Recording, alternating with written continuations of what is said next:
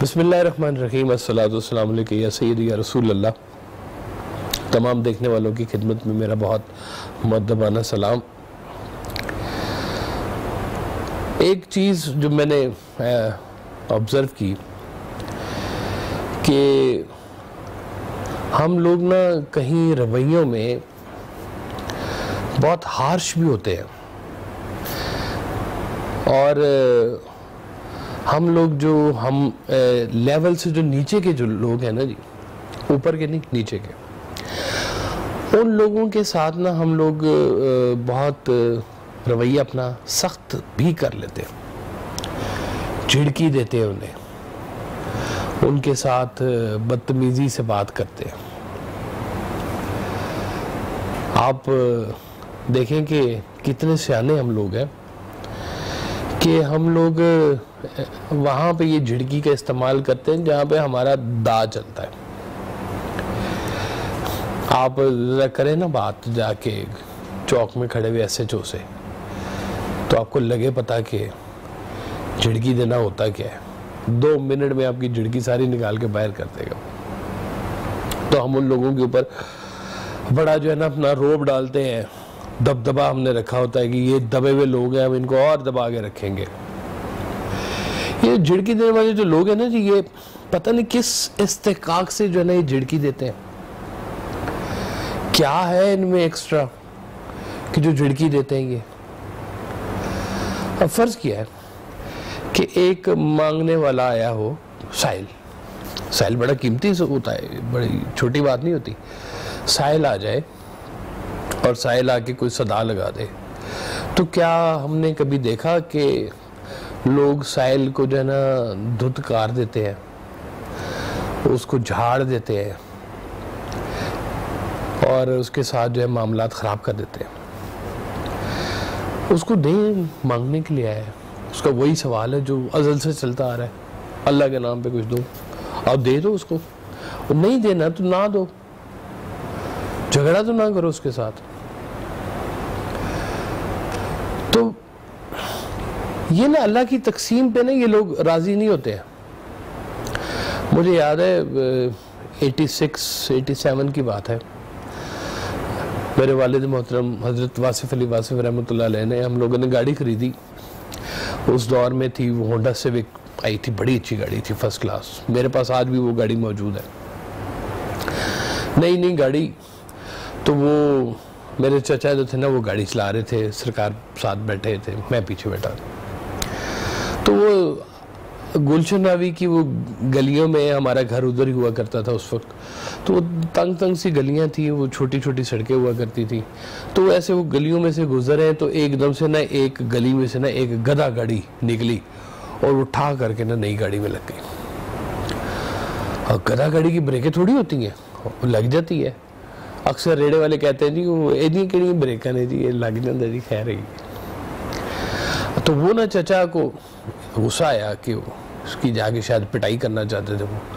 तो वो गाड़ी से निकलने लगे ना, तो सरकार भाई साहब ने ना हाथ पकड़ लिया। आपने कहा वो इससे जाके माफ़ी मांगो और इसको थोड़ा पैसे ऐसे भी दे दो। तो मेरे चचा बड़े हैरान हुए कि एक तो उसने हमारा नुकसान कर दिया, ऊपर से उसको हम पैसे भी दें, ये क्या बात हुई। तो आपने कहा कि वो देखो, ये इस बात का शुक्राना है कि अल्लाह ने तुम्हें इस जगह पे बिठाया हुआ और उसको उस जगह पे बिठाया हुआ है। अगर तुम उसकी जगह पे बैठे हुए होते तो तुम क्या कर सकते थे। अल्लाह की तकसीम देखो कि अल्लाह ने तुम्हें देने वाला बनाया, उसको लेने वाला बनाया। एक को अगर मर्तबा ऊंचा दे दिया और एक को अगर नीचा मर्तबा दे दिया है, तो इसके ऊपर कौन सा इस्तेकाक है उसका। जो अमीर हो जाते हैं, क्या वाकई वो अमीर होने के इस्तेकाक रखते हैं? क्या उनसे ज्यादा मेहनत करने वाले लोग मौजूद नहीं होते? कितने बाग जहान में लग लग सूख गए, ये तो हमने देखा है जी, बड़ी बड़ी कहानियां। बड़े बड़े अमीर लोग फकीर भी होते हमने देखे हैं। कहते हैं कि कई बादशाहों ने बादशाही छोड़कर फकीरी इख्तियार कर ली, लेकिन आज तक किसी फकीर ने फकीरी छोड़ के बादशाही नहीं इख्तियार की। ये कमाल है उसका। तो जब ये बात समझ में आ जाए ना कि ये जो तकसीम में अल्लाह ने आपको अगर इस घर में पैदा कर दिया है, जहाँ पे आपको आसाइश मिली हुई है, जहाँ पे आपको थोड़ा सा मकाम मर्तबा भी मिला हुआ है, इसमें आपका क्या कमाल है? ये तो बांट अल्लाह की। अगर वो बांट में आपकी वो प्लेस वहां पे रख देता जहां पे आपके मुलाजिम है, तो फिर आप क्या कर सकते थे? तो ये बात को ना समझना बड़ा ज़रूरी है कि अल्लाह ताला अगर आपको ज़िंदगी में कोई मकाम दे, कोई मर्तबा दे। सरकार वाले साहब ना इस मामले में बड़े सख्त हो जाते थे कभी कभी। आप कहते थे कि खाक हो जाए वो मर्तबा जो लोगों को डराने के लिए इस्तेमाल होता है, आग लग जाए ऐसे इल्म को जो इल्म लोगों के ऊपर जो है वो अपनी बर्तरी डाल रहा होता है। जो पीरियां फकीरियां मोहताजों के काम नहीं आनी, वो किस काम की हैं? वो पीरियां फकीरियां, उनका पर्पस क्या है? ये गौर करने वाली बात है कि अल्लाह ताला अगर आपको कोई जिंदगी में मकाम दे ही दे, खुदा ना खास्ता, उस मकाम को अल्लाह की राह में इस्तेमाल करें। शुक्राना, या अल्लाह तेरा शुक्र, तूने मुझे पैसे वाला बनाया, मैं तेरी राह में खर्च करता हूँ। इस बात का शुक्र कि तूने मुझे मांगने वाला नहीं बना दिया, साइल नहीं बना दिया तूने मुझे। सरकार वैसा फरमाया कहते ये जो साइल होता है ना, ये बहुत कमाल का होता है। आप कहते थे ये साइल तो तुम्हें सखी बनाने आता है, और वरना तुम कंजूस ही रह जाओ। कि सखावत कहां करेंगे? साइल ना हो तो, को मांगने वाला ना रह जाए, किसको देंगे आप? अल्लाह ने ये बांट बनाई, शुक्र अदा करें। हम लोग ना वो झगड़ते हैं कि हट्टा कट्टा है जी, इसको क्यों पैसे दें, और ये बाबा है जी बड़ा गरीब सा लग रहा है जी, दे दें जी। आपको पता है एक वो गुजरांवाला में एक अन्ना था बाबा, वो जब फौत हुआ ना तो उसकी झोंपड़ी में से 70 लाख रुपए निकले जी। तो अखबार में पढ़ा मैंने खुद। तो बाबा भी अमीर हो सकता है, पैसे तो उसके पास भी हो सकते हैं, लेकिन आप ये देखें कि अल्लाह ताला ने उसको शोबों में जो सबसे कमतर शोबा है गदागरी, वो दी है, आपको नहीं दी। शुक्र अदा करें, उसको दे। वो जी बच्चा आ गया जी, वो बच्चे की आदत खराब हो जाती है। अगर आदत खराब हो जाती है, आपने कौन सा उसको गोद लेके पाल लेना है? या तो करें, उसकी तालीम का बंदोबस्त भी करें, उसकी रिहाइश का भी बंदोबस्त करें। उनका तो बेटा तू भी हमारी तरह बेटा ही है, कोई बात नहीं, खैर है, चल तेरे लिए हम बंदोबस्त करते हैं, बड़ी अच्छी बात है, करें। माशरे में से गदागरी खत्म होना शुरू हो जाएगी, मोहताजी खत्म होना शुरू हो जाएगी, गरीबी खत्म होना शुरू होगी। आज के अमीर अगर सिर्फ ये बात सोच लेना कि हमने गरीबों की मदद करनी है तो मुल्क से गरीबी खत्म हो जाए, हम लोग ये सोचते नहीं है। हम लोग ये कहते हैं कि अच्छा इसके लिए ना इतना बहुत है। अल्लाह से जब खुद ले रहे थे तो उस वक्त भी कहना था कि अल्लाह मेरे लिए इतना बहुत है। उस वक्त तो नहीं कहते हम, अल्लाह छप्पड़ फाड़ के दे, हमें ढेरों ढेर दे, रिज़्क़ की थोड़ ना होवे, और ले लें और 2 कोठियां बना लें। वो मैंने एक दफ़ा ना, वो एक साहब थे, उनसे मैंने पूछा, मैंने कहा जी वो आप काम करते हैं ये डिफेंस में ना, घर शर बनाते थे। मैं कहा जी इसके लिए ना कितने पैसे चाहिए होते हैं काम करने के लिए? उन्होंने कहा जी आपके पास तकरीबन ना कोई 8-10 करोड़ रुपए हो ना, तो फिर आप डिफेंस में ना घर के काम का जो है ना सोचें कि ये काम अच्छा है, आप कर सकते हैं। और इस तरह से मैंने कहा अच्छा यार 10 करोड़ हो तो भी आपको काम करना पड़ता है। मैं तो सोचता था कि कोई 1-8 करोड़ भी जिंदगी में हो तो काफ़ी है ज़िंदगी गुजारने के लिए। तो ये तो कह रहे हैं कि 10 करोड़ होना चाहिए फिर आप काम शुरू करेंगे। तो ये भी अपना अपना एक नजरिया है जिंदगी का। बहरहाल सरकार ने ना एक मुझे वाकया सुनाया, अपनी उनकी किताब में भी लिखा हुआ है। आपने कहा कि वो मेरी ना शुरू में अवाइल उम्री में डिप्रेशन के साथ ना मेरी कोई थोड़ी सी शनासाई हुई किसी वाकये के साथ। तो मैं वो गवर्नमेंट कॉलेज के बाहर वाला जो बाग है वहाँ पे मैं फिर रहा था, तो टेंशन में था मैं बहुत ज़्यादा। तो कहते इतने में मैंने देखा कि एक ना वो बाबा जी वो जनाब ना चलते हुए मेरे पास आ रहे हैं। कहते मैं वैसे ही थोड़ा सा रुकताया हुआ था तो उन्होंने आके कहा कि हाँ बेटा। उनके जी बाबा जी क्या चाहिए आपको? हमारा तो वही सवाल है, अल्लाह के नाम पे दो। कहते मैंने जेब से ना वो 500 रुपये निकाले। उस दौर में 500 रुपये अच्छे पैसे होते थे। 500 रुपये निकाले, मैंने कहा जी बाबा जी कबूल फरमाए। तो उन्होंने कहा हम कबूल तो फरमा लेते हैं, हम तो तुम्हें जो राज की बात बताने के लिए आए हैं। हम तो तुम्हें ये बताने आए हैं कि हर जो गुजरने वाला जो बुरा वक्त होता है वो बाज़ औक़ात किसी अच्छे वक्त की नवीद होता है। जिस तरह हज़रत यूसुफ अलैहिस्सलाम को कुएं में गिराया गया तो वो कहने को तो वो एक नज़ूली वक्त था, बुरा वक्त था, लेकिन वो जानते थे कि ये एक बड़े अच्छे और अजीम काम की इब्तिदा हो रही है। उनको कहते हैं वो चाह है जी, वो चाह के पैदा किए हुए हैं कुएं के। उनको पैगम्बरी भी कुएं में मिली तो वो वहां से उनकी आगाज हो गया। कहने को बुरा वक्त लेकिन एक बड़े अच्छे वक्त की नवीद। तो उन्होंने कहा हम तो तुम्हें नवीद देने आए हैं कि ये जो तुम्हारा अभी वक्त चल रहा है ये आने वाला वक्त तुम्हारे लिए बहुत अच्छा वक्त होगा और तुमने घबराना नहीं है। कहते हैं वो बाबा जी ना बात करते जा रहे थे और उनकी बातें ना मेरे दिल में ना उतरती जा रही थी। बाबा जी ना बात करते करते एकदम से खामोश हो गए। मैंने कहा बाबा जी आप और बात करें। उनका बस जिस तरह तुम्हारी जेब में पड़े हुए 200 रुपए में से मेरे लिए 500 रुपए थे ना, इसलिए मेरे पास जो इल्म है ना उसमें तुम्हारे लिए इतना ही हिस्सा था आज का। कहते हैं जी वो फिर बाबा जी ने मुझे कहा कि अच्छा इस पे ना अपना नाम पता लिख दो, कभी हमारा चक्कर लगा तो हम चक्कर लगाएंगे तुम्हारे पास। कहते मैंने उसको अपना नाम पता नीचे अपने दस्तखत करके तो मैंने बाबा जी को दे दिए। कहते वक्त गुजर गया, मामलात चलते रहे। उसके बड़ा अरसे के बाद ना वो सकूत ढाका का जो था मौका आया। बड़ा लोगों के लिए वो था सकूत ढाका जो था, लोगों के दिलों के ऊपर जो है वो नक्श हुआ हुआ है। हमारे लिए बड़ा एक दिल को जो है ना वो खराश, दिल खराश हमारे लिए वो एक मामला है। हमारा मुल्क 2 लख्त हुआ।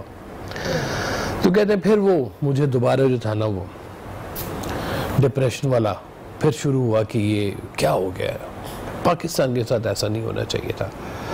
कहते मैं इसी कश्मकश में था तो वो वहाँ पे ना आपका पुरानी नारकली में नाबा रोड पे आपका कॉलेज था।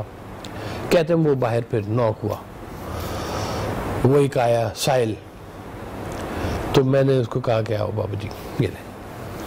और उन्होंने कहा बेटा हम तो जो है ना साहिल, हम तो तुम्हें सखी बनाने के लिए आते हैं, हम तो मोहसिन होते हैं, हम मुअल्लिम होते हैं, हम तो बताने के लिए आते हैं बातें, तो ये पैसा शैसा हमारे लिए माने नहीं रखता। तो कहते मुझे बातें ना उसकी फिर वो नजर आई। तो इतने बाबे ने कहा कि बेटा ये देखो ये कोई पता है, इस पते पे मैंने जाना है। कहते मैंने वो कार्ड देखा तो वो कार्ड तो वो वही वाला था जिसके ऊपर मैंने अपना नाम पता और वो अपना मैंने सिग्नेचर किए थे, लेकिन ये वो वाला बाबा नहीं था जिसको मैंने दिया था, ये कोई और बाबा था, लेकिन कार्ड वही था। तो उस बाबे ने कहा कि आपने कहा कि ये तो कार्ड तो वही वाला है, लेकिन बाबा जी आप वो वाले नहीं है।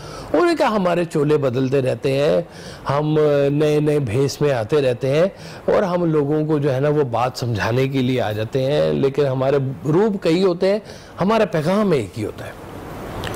तो कहते हैं वो उन्होंने मेरा वो सारा जो था ना वो डिप्रेशन वाला दौर वो ऐसे करके मेरा गुजार दिया। और कहते हैं फिर वो मुझे जो था ना वो बड़ी जगहों पर लेके गए और बड़ी बातें उन्होंने मुझे समझाई और बड़ी ज़ियारतें मुझे करवाई उन्होंने, और बड़ा उनके साथ कोई ताल्लुक उनका बन गया।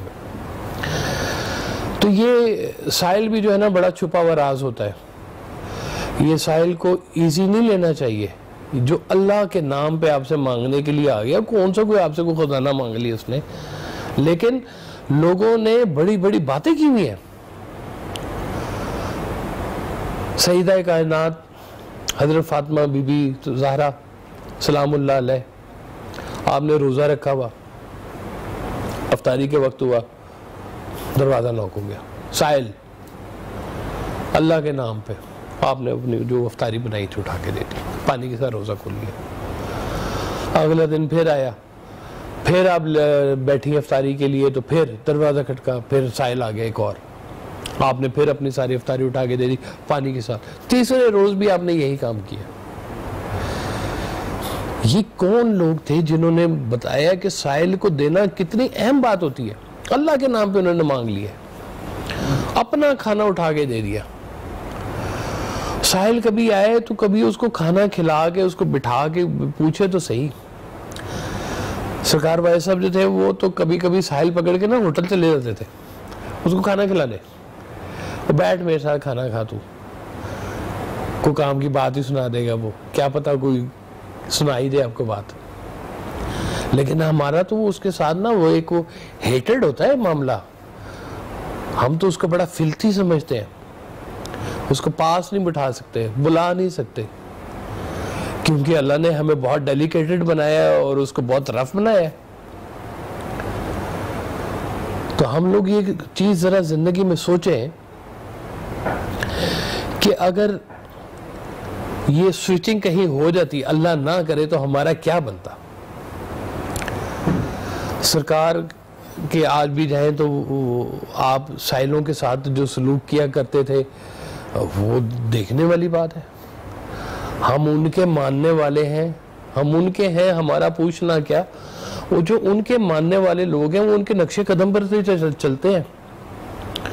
वो अगर अपना खाना उठा के साहिल को दे देते हैं, पूरे का पूरा उठा के दे देते हैं, तो फिर क्या बात होती है। जो कुछ जेब में होता है निकाल के दे देते हैं कि ये लो, अल्लाह के नाम पे मांग लिया।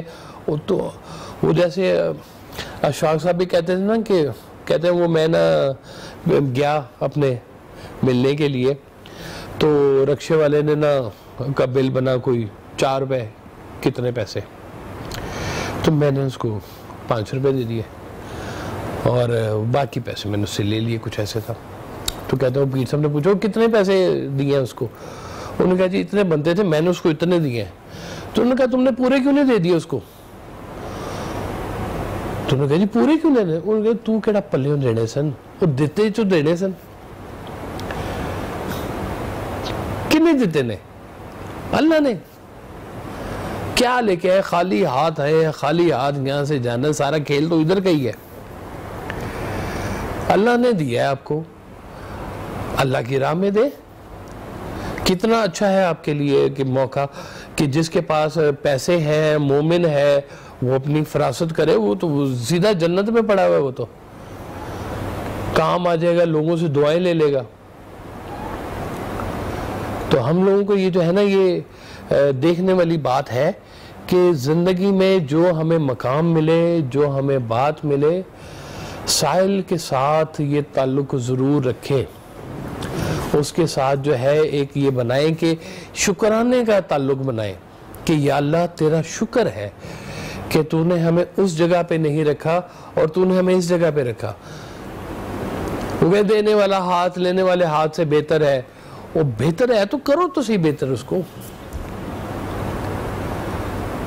ये मालिक के साथ एसोसिएशन जब तक ना हो तब तक ये बातें अंदर घुसती नहीं है, क्योंकि शायद हम लोग सुनना नहीं चाह रहे होते। तो हम सुनने वाले बने, मालिक का शुक्र अदा करें और इस बात का शुक्र अदा करें कि या अल्लाह तूने मुझे जो है वो बांटने वाला बनाया, लेने वाला नहीं बना दिया। उसकी जगह पे मैं भी खड़ा हो सकता था।